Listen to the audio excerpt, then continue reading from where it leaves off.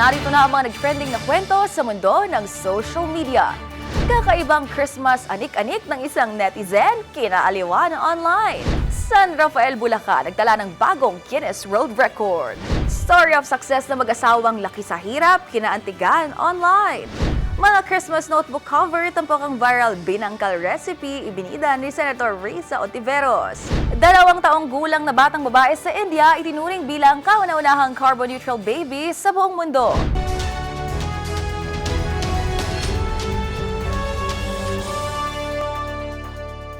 Sure ko ang lahat ng kwento o viral video ay hindi umaabot sa wall mo at mga trending na hindi mo akalain, yun pala ang totoong kwento. Kasama mga follow-up na ginawa namin sa mga post na humahakot ng mataas na views, comments, and shares. Kasama ang buong grupo ng TNVS, Trending and Viral Show ang kukumpleto ng buong kwento. Ako po si Angelica Cosme at ito ang TNVS. Una sa Pilipinas, una sa Pilipino.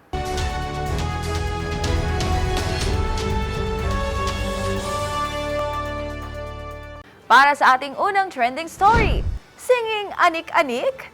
Labis na kinaliwan ang netizen na ito mula Tabaco City, Albay, matapos niyang i-flex sa social media ang tinawag niyang final boss ng mga anik-anik o yung mga nauuso ngayon na bag charms. Kaiba kasi sa mga normal na doll ang kanyang anik-anik, kumakanta na, gumagalaw pa. Ang kakaibang Christmas anik-anik ni Pam, tinutukan ni Millie Borja.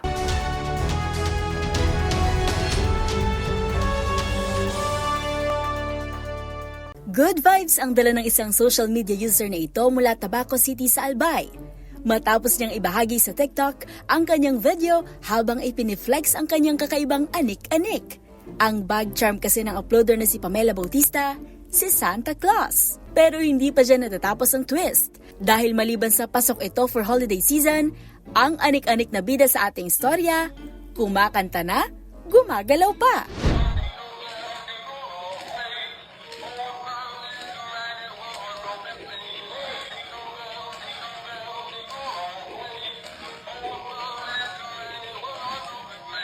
Kwento ni Pamela ang pagbili niya ng naturang dekorasyon ay bunga ng kanyang impulsive thoughts. Nang buksan niya ang isang Santa ornament na bilhin nito para sa Pasko. Siyempre, hindi rin ito nakaligtas sa mga kwelang hirit ng netizen. Ang isang ito, dahil sa tila pagtumbling ni Santa, tinawag pang Santa Yulo ang dekorasyon. Meron pang nakarelate, pero ang kanya raw ay umaakyat pataas at pababa. Ang naturang video umabot na ng 1.3 million views at higit 200,000 hearts. Para sa DZRH TV, ito si Millie Borja, una sa Pilipinas, una sa Pilipino.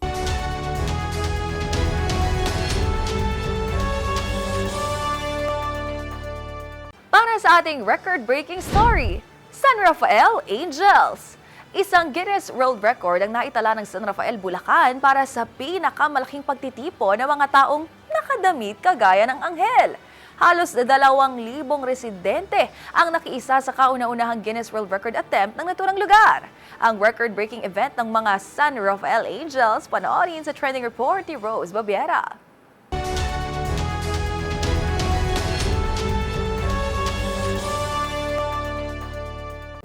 Kabilang na sa Guinness Book World Records ang bayan ng San Rafael sa Bulacan para sa pinakamalaking pagtitipon ng mga taong nakadamit kagaya ng anghel na ginanap sa Victory Coliseum. Ayon sa alkalde ng San Rafael na si Mayor Cholo Violago, halos 5 buwan na naghahanda ang buong bayan para makamit ang nasabing record. Kaya lubos ang pasasalamat niya sa mga residente na sakop niya sa pakikilahok dito. Ayon sa opisyal na datos na naitala ng Guinness World Records, halos 2,000 ang nakiisa sa pagtitipon. Kinabibilangan ito ng mga kabataan, mga barangay official, mga senior citizen at mga estudyante. Suot ng 2,000 San Rafael Angels ang mahabang bestida, halo at pakpak batay sa rekomendasyon ng official team ng Guinness World Records ay nabasag nito ang tala ng Canada sa parehong kategorya.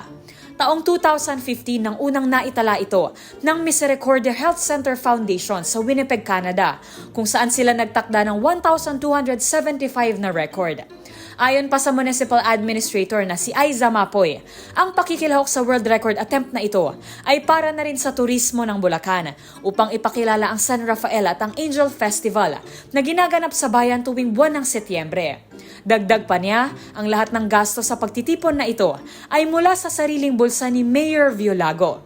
Para sa DZRH TV, ito si Rose Babiera. Una sa Pilipinas, una sa Pilipino.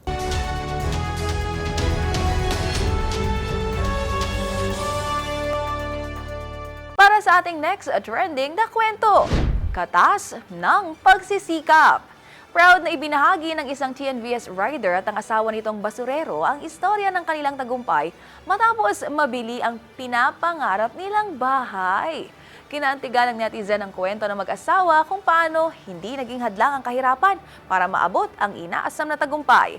Ang istorya sa likod ng tagumpay ni Donalyn at Dexter, tutukan sa trending report ni James Galange.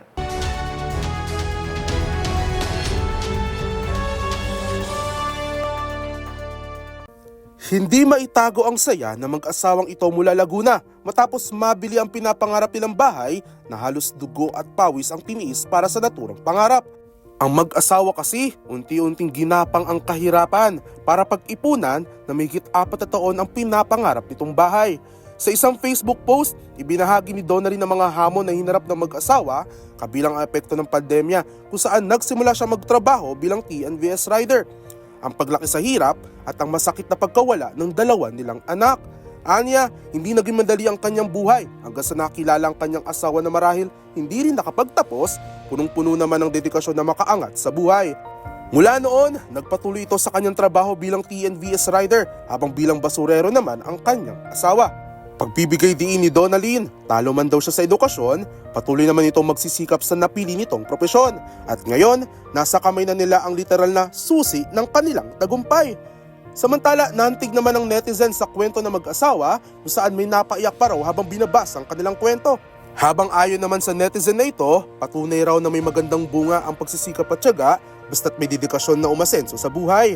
Dahil ika nga nila, pag gusto, may paraan. Gaya ng netizen din na ito na may kaparehong istorya ng mag-asawa. Sa huli, nais lamang ni Donalyn na makapagbigay inspirasyon sa iba mula sa kanilang kwento, tulad ng kung paano rin siya na-inspire noon sa mga istoryang nababasa rin niya sa internet. Para sa DZRH TV, ito si James Galange, una sa Pilipinas, una sa Pilipino.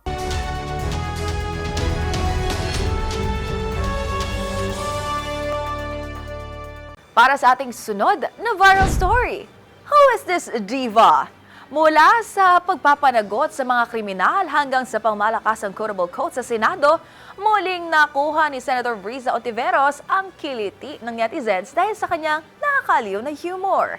Ang senadora kasi nag-post lang naman ng Christmas countdown kung saan nagbisula itong chef sa isang lumang notebook cover. At ang kanyang ibinida ang sikat na binangkal recipe. Tutukan yan sa report na ito.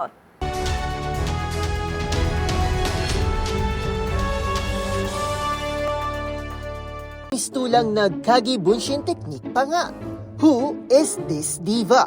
Aliw na aliw ang mga netizen sa Let Her Cook moment ni Senator Risa Ontiveros. Malayong malayo kasi sa kung paano niya gisahin sa Senado ang iba't ibang akusado at ipaglaban ang kapakanan ng mga bata at kababaihan, tila ibang paggisa naman ang ipinasilip ng senadora sa publiko. Sa kanya kasing viral Facebook post, ibinida ni Ontiveros ang kanyang mala notebook cover na Christmas teaser. Tampok ang viral binangkal recipe na madalas gawing katatawanan ng mga netizen bilang sagot sa mga nakakatawang post. Tila seneryoso nga ito ng senadora dahil inilista talaga nito ang kumpletong listahan ng ingredients ng binangkal sa mismong larawan. At syempre, kasama rin dito ang iba't iba niyang imahe na may hawak pang sandok, spatula, suot na chef's hat at in action pa ngang nagluluto ng binangkal. Saad pa nito sa kanyang caption, ito raw ang binangkal recipe para sa mga wala pang handa sa darating na Pasko. Sagot naman ng netizen na ito, same vibes ang post ni Ontiveros. Sa isa pang notebook cover, tampok naman ang aktres na si Judy Ann Santos. Ang isa ngang ito, talagang kinomento pa ang viral binangkal recipe. Ang iba naman ay napabati na lang din ng Advance Merry Christmas para sa tinaguriang Notebook Diva. Para sa DZRH TV, ito si Arnold Herrera. Una sa Pilipinas, una sa Pilipino.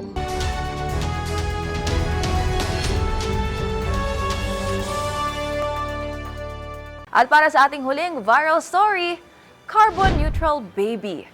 Everything starts with a vision. Yan ang pinatunayan ng visionary couple na ito mula sa India.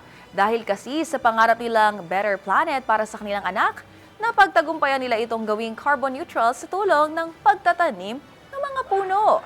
Ibig sabihin, zero carbon na ang contribution ng kanilang 2-year-old daughter sa kalikasan.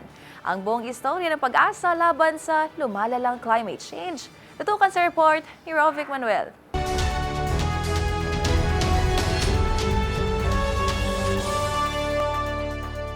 Ngayong mas lumalala ang epekto ng climate change sa mundo, maliit man o malaki na paraan ay tiyak na may epekto sa ating kalikasan.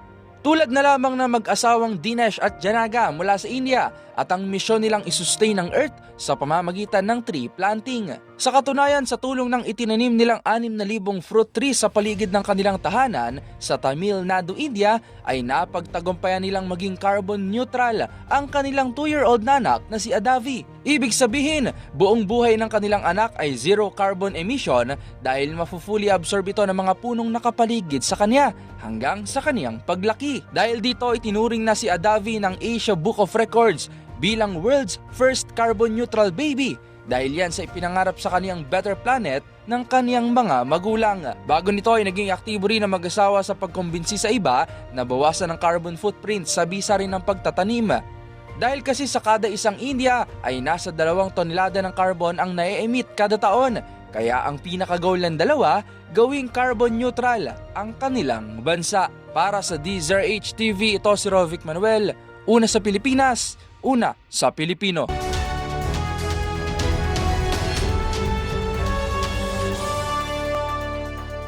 Isa na namang episode ng mga nagpa-wow, kinagiliwan at iba't ibang mga insidente ng mga nag-viral na kwento ang ating napanood. Kaya naman, kung meron din po kayong mga katulad na istorya ay i-share nyo na yan sa ating comment section o kaya naman itag nyo rin kami sa TikTok at DZRH News. At yan ang mga kwento sa likod ng mga nagpa-viral na video kasama ang buong grupo ng TNVS Trending and Viral Show. Assignment po namin na kapag may nag-trending, aalamin, bubuin at follow up namin ang mga detalye. Para kapag nakita mo ang viral video na may nag-share, ikaw na ang magdagdag ng mga impormasyong nalaman mo sa TNVS Trending and Viral Show. Mula sa kauna-unahan sa Pilipinas, DZRH, ako po si Angelica Cosme, una sa Pilipinas, una sa Pilipino.